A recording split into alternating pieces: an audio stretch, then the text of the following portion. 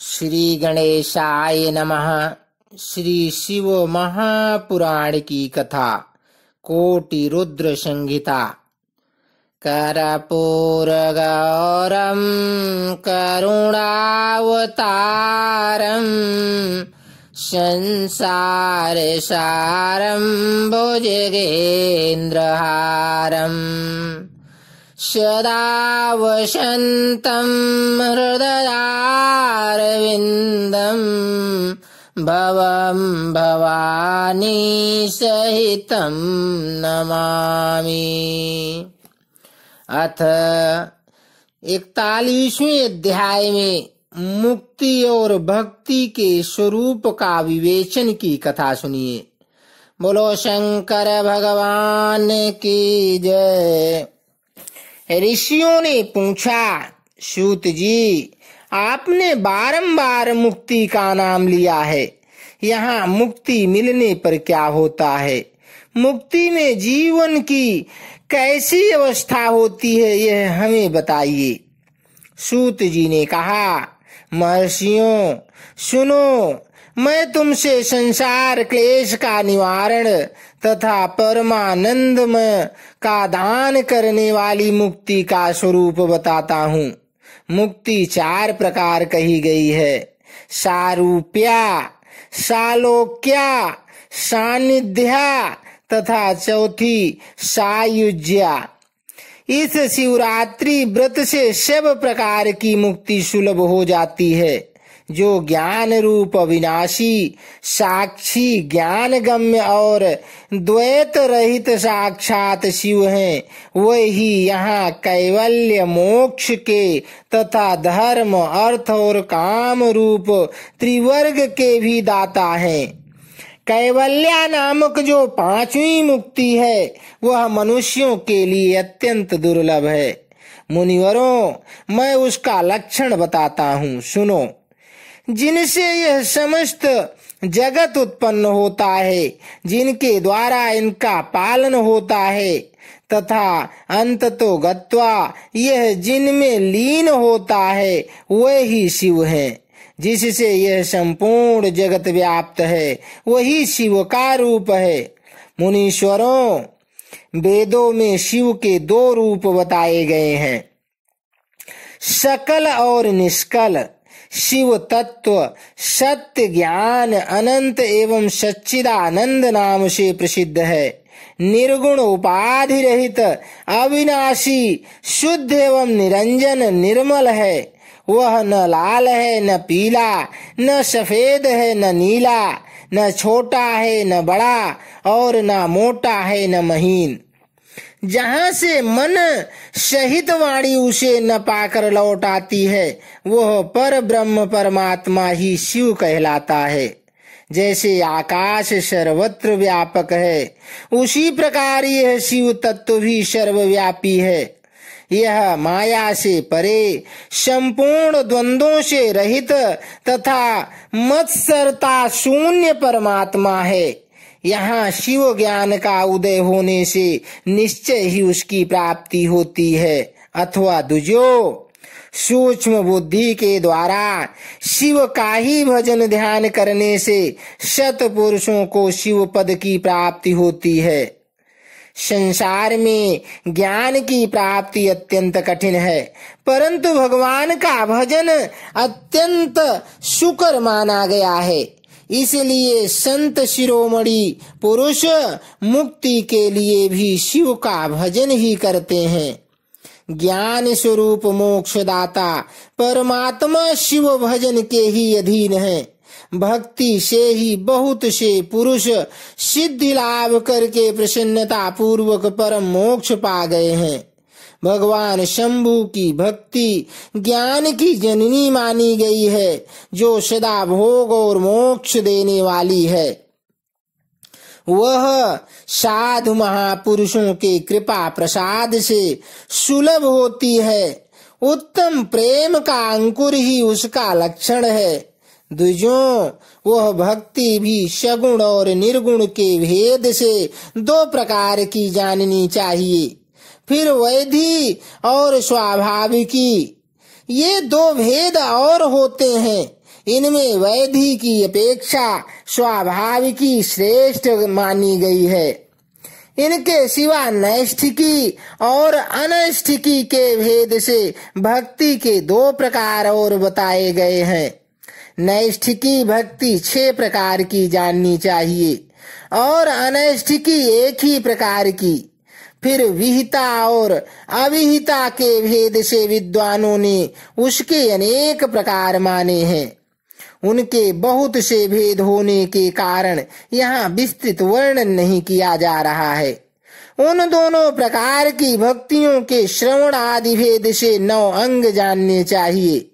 भगवान की कृपा के बिना इन भक्तियों का संपादन होना कठिन है और उनकी कृपा से सुगमता पूर्वक इनका साधन होता है। द्विजों, भक्ति और ज्ञान को शंभु ने एक दूसरे से भिन्न नहीं बताया है, इसलिए उनमें भेद नहीं करना चाहिए। ज्ञान और भक्ति दोनों के ही साधक को सदा सुख मिलता है। ब्राह्मणों, जो भक्ति का विरोधी है उसे ज्ञान की प्राप्ति नहीं होती। भगवान शिव की भक्ति करने वाले को ही शीघ्रता पूर्वक ज्ञान प्राप्त होता है। अतः मुनीश्वरों, महेश्वर की भक्ति का साधन करना आवश्यक है। उसी से सबकी सिद्धि होगी, इसमें संशय नहीं है। महर्षियों, तुमने जो कुछ पूछा था उसी का मैंने वर्णन किया है। इस प्रसंग को सुनकर मनुष्य सब पापों से निस्संदेह मुक्त हो जाता है। इति अध्याय 41। 42वें अध्याय में शिव, ब्रह्मा, रुद्र और ब्रह्मा के स्वरूप का विवेचन, विष्णु के स्वरूप का विवेचन की कथा सुनिए। ऋषियों ने पूछा, शिव कौन है, विष्णु कौन है, रुद्र कौन है और ब्रह्मा कौन है? इन सब में निर्गुण कौन है? हमारे इस संदेह का आप निवारण कीजिए।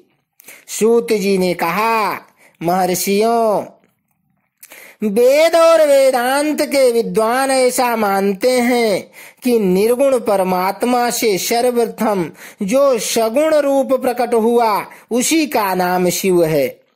शिव से पुरुष सहित प्रकृति उत्पन्न हुई। उन दोनों ने मूल स्थान में स्थित जल के भीतर तप किया। वह स्थान पंचक्रोशी काशी के नाम से विख्यात है, जो भगवान शिव को अत्यंत प्रिय है। यह जल संपूर्ण विश्व में व्याप्त है। उस जल का आश्रय ले योग माया से युक्त श्री हरि वहां सोए। नार अर्थात जल को अयन निवास स्थान बनाने के कारण फिर नारायण नाम से प्रसिद्ध हुए और प्रकृति नारायणी कहलाई। नारायण के नाभि कमल से जिनकी उत्पत्ति हुई वह ब्रह्मा जी कहलाते हैं। ब्रह्मा ने तपस्या करके जिनका साक्षात्कार किया उन्हें विष्णु कहा गया है। ब्रह्मा और विष्णु के विवाद को शांत करने के लिए निर्गुण शिव ने जो रूप प्रकट किया उसका नाम महादेव है। उन्होंने कहा, मैं शंभु ब्रह्मा जी के ललाट से प्रकट होऊंगा। इस कथन के अनुसार समस्त लोकों पर अनुग्रह करने के लिए जो ब्रह्मा जी के ललाट से प्रकट हुए उनका नाम रुद्र हुआ। इस प्रकार रूप रहित परमात्मा सबके चिंतन का विषय बनने के लिए साकार रूप में प्रकट हुए। वही साक्षात भक्तवत्सल शिव हैं। तीनों गुणों से भिन्न शिव में तथा गुणों के धाम रुद्र में उसी तरह वास्तविक भेद नहीं है जैसे स्वर्ण और उसके आभूषण में नहीं है। दोनों के रूप और कर्म समान है। दोनों समान रूप से भक्तों को उत्तम गति प्रदान करने वाले हैं। दोनों समान रूप से सबके सेवनीय हैं तथा नाना प्रकार के लीला विहार करने वाले हैं। भयानक पराक्रमी रुद्र सर्वथा शिव रूप ही है। वह भक्तों के कार्य की सिद्धि के निमित्त विष्णु और ब्रह्मा की सहायता करने के लिए प्रकट हुए हैं। अन्य जो देवता जिस क्रम से प्रकट हुए हैं उसी क्रम से लय को प्राप्त होते हैं, परंतु रुद्रदेव उस तरह लीन नहीं होते, उनका साक्षात शिव में ही लय होता है। ये प्राकृत प्राणी रुद्र में मिलकर ही लय को प्राप्त होते हैं, परंतु रुद्र इनमें मिलकर लय को नहीं प्राप्त होते। यह भगवती श्रुति का उपदेश है। सब लोग रुद्र का भजन करते हैं, किंतु रुद्र किसी का भजन नहीं करते। वह भक्त वत्सल होने के कारण कभी कभी अपने आप भक्त जनों का चिंतन कर लेते हैं। जो दूसरे देवता का भजन करते हैं वे उसी में लीन होते हैं, इसीलिए वे दीर्घ काल के बाद रुद्र में लीन होने का अवसर पाते हैं। जो कोई रुद्र के भक्त हैं वे तत्काल शिव हो जाते हैं, अतः उनके लिए दूसरे की अपेक्षा नहीं रहती। यह सनातन श्रुति का संदेश है। द्विजों, अज्ञान अनेक प्रकार का होता है, परंतु विज्ञान का एक ही स्वरूप है। वह अनेक प्रकार का नहीं होता। उसको समझने का प्रकार मैं बताऊंगा, तुम लोग आदर पूर्वक सुनो। ब्रह्मा से लेकर तृण पर्यंत जो कुछ भी यहाँ देखा जाता है वो सब शिव रूप ही है। उसमें नानात्व की कल्पना मिथ्या है। सृष्टि के पूर्व भी शिव की सत्ता बताई गई है। सृष्टि के मध्य में भी शिव विराज रहे हैं, सृष्टि के अंत में भी शिव रहते हैं, और जब सब कुछ शून्यता में परिणत हो जाता है उस समय भी शिव की सत्ता रहती ही है।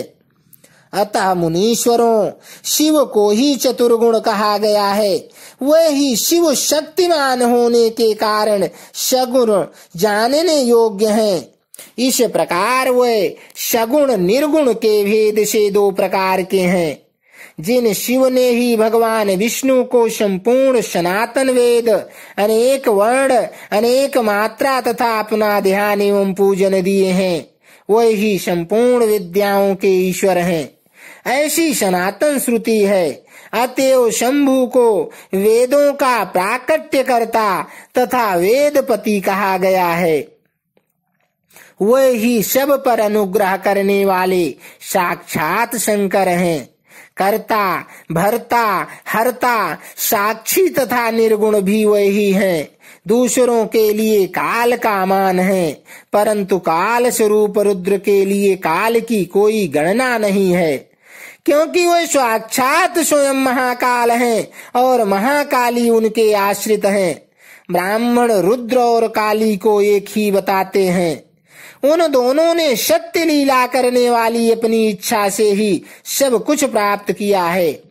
शिव का कोई उत्पादक नहीं है, उनका कोई पालक और संहारक भी नहीं है।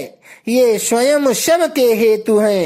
एक होकर भी अनेकता को प्राप्त हो सकते हैं और अनेक होकर भी एकता को।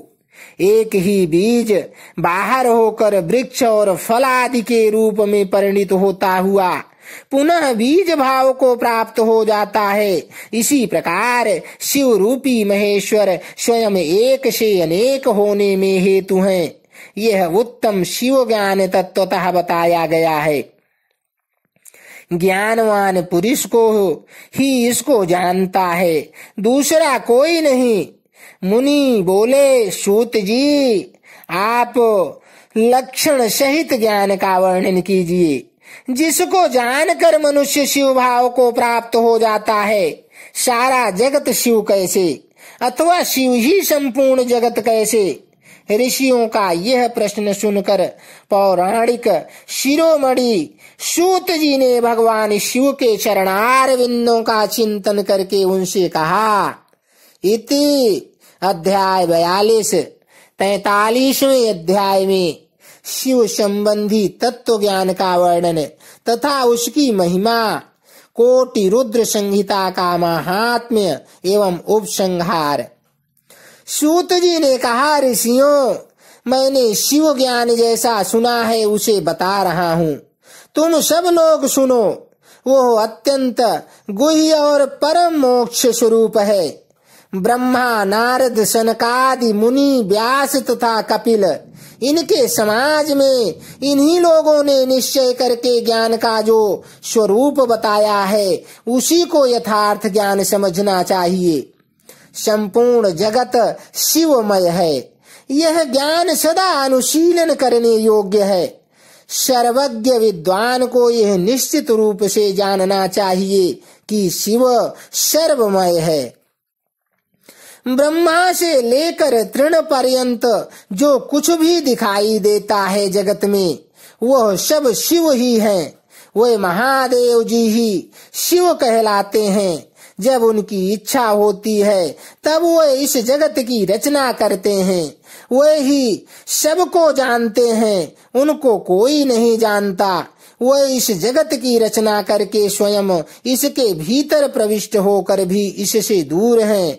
वास्तव में उनका इसमें प्रवेश नहीं हुआ है, क्योंकि वे निर्लिप्त सच्चिदानंद स्वरूप हैं। जैसे सूर्य आदि ज्योतियों का जल में प्रतिबिंब पड़ता है, वास्तव में जल के भीतर उसका प्रवेश नहीं होता, उसी प्रकार साक्षात शिव के विषय में समझना चाहिए।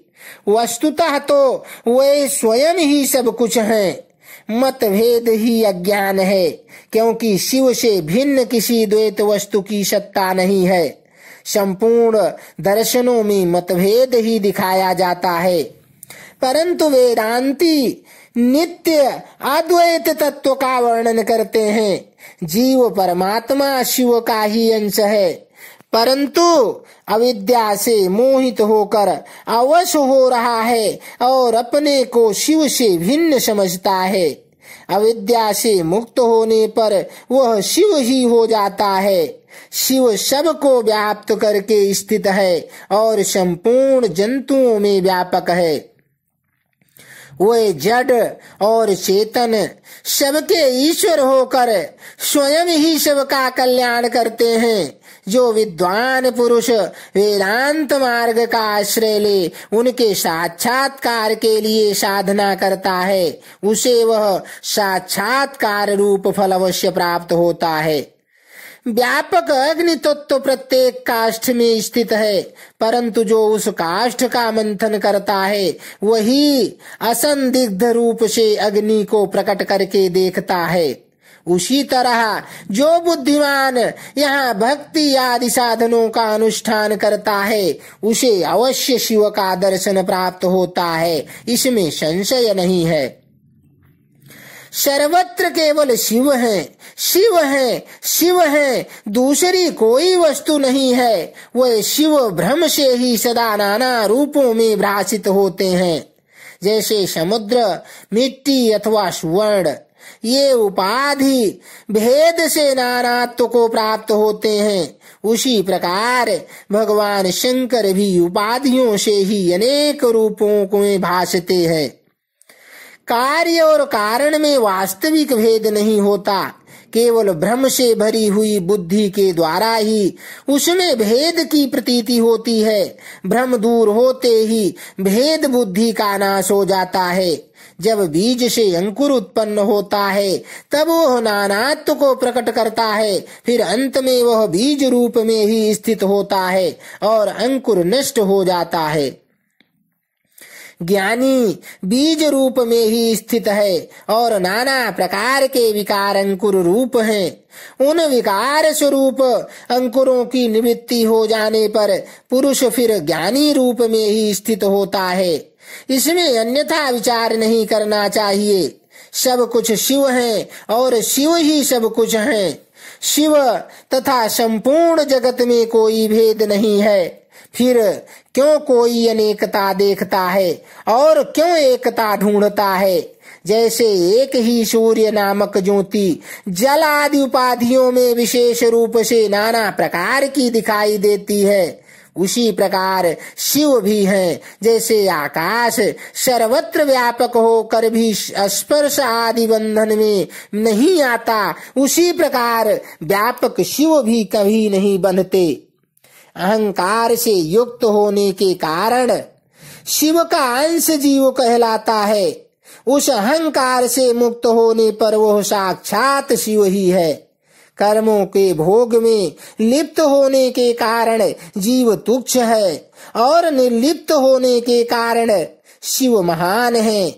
जैसे एक ही सुवर्ण आदि चांदी आदि से मिल जाने पर कम कीमत का हो जाता है, उसी प्रकार अहंकार युक्त जीव अपना महत्व खो बैठता है। जैसे क्षार आदि से शुद्ध किया हुआ उत्तम सुवर्ण आदि पूर्ववत बहुमूल्य हो जाता है, उसी प्रकार संस्कार विशेष से शुद्ध होकर जीव भी शुद्ध हो जाता है। पहले सद्गुरु को पाकर भक्ति भाव से युक्त हो शिव बुद्धि से उनका पूजन और स्मरण आदि करें। गुरु में शिव बुद्धि करने से सारे पाप आदि मल शरीर से निकल जाते हैं। उस समय अज्ञान नष्ट हो जाता है और मनुष्य ज्ञानवान हो जाता है। उस अवस्था में अहंकार मुक्त निर्मल बुद्धि वाला जीव भगवान शंकर के प्रसाद से पुनः शिव रूप हो जाता है।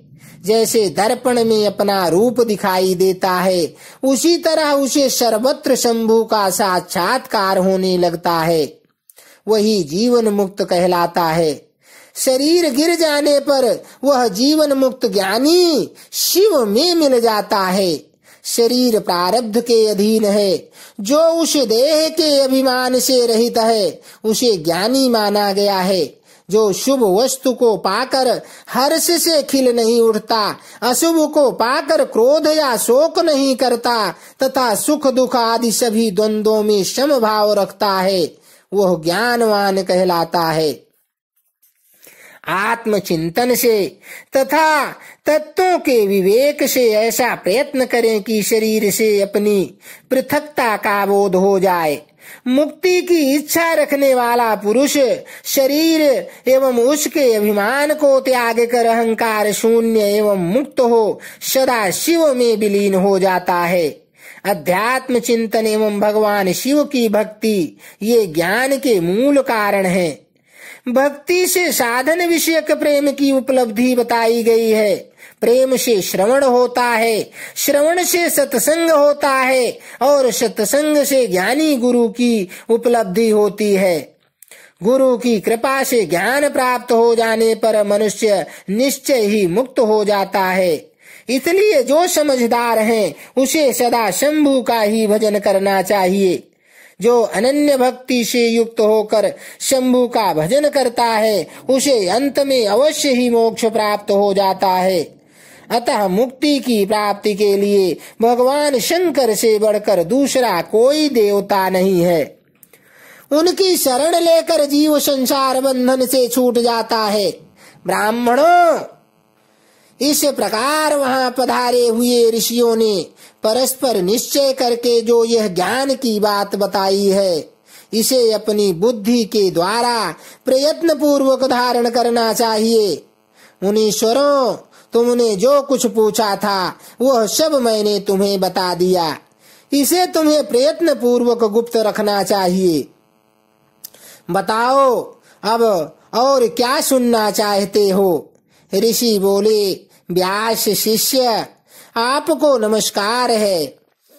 आप धन्य हैं, शिव भक्तों में श्रेष्ठ हैं। आपने हमें शिव तत्व संबंधी परम उत्तम ज्ञान का श्रवण कराया है।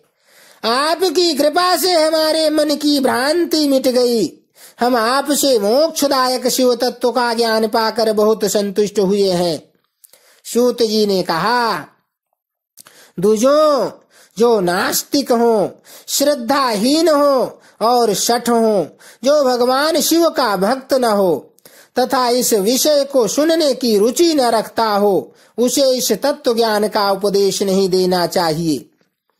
व्यास जी ने इतिहास, पुराणों, वेदों और शास्त्रों का बारंबार विचार करके उनका सार निकाल कर मुझे उपदेश दिया है। इसका एक बार श्रवण करने मात्र से सारे पाप भस्म हो जाते हैं। अभक्त को भक्ति प्राप्त होती है और भक्त की भक्ति बढ़ती है। दोबारा सुनने से उत्तम भक्ति प्राप्त होती है। तीसरी बार सुनने से मोक्ष प्राप्त होता है। अतः भोग और मोक्ष रूप फल की इच्छा रखने वाले लोगों को इसका बारंबार श्रवण करना चाहिए। उत्तम फल को पाने के उद्देश्य से इस पुराण की 5 आवृत्तियां करनी चाहिए। ऐसा करने पर मनुष्य उसे अवश्य पाता है, इसमें संदेह नहीं है, क्योंकि यह व्यास जी का वचन है। जिसने इस उत्तम पुराण को सुना है उसे कुछ भी दुर्लभ नहीं है। यह शिव विज्ञान शंकर भगवान शंकर को अत्यंत प्रिय है। यह भोग और मोक्ष देने वाला तथा शिव भक्ति को बढ़ाने वाला है। इस प्रकार मैंने शिव पुराण की यह चौथी आनंददायिनी तथा परम पुण्यमयी संहिता कही है, जो कोटि रुद्र संहिता के नाम से विख्यात है। जो पुरुष एकाग्र चित्त हो भक्ति भाव से इस संहिता को सुनेगा या सुनाएगा, वह समस्त भोगों का उपभोग करके अंत में परम गति को प्राप्त कर लेगा। इति अध्याय 43 इति कोटि रुद्र संहिता संपूर्ण। बोलो शंकर भगवान की जय। हर हर हर महा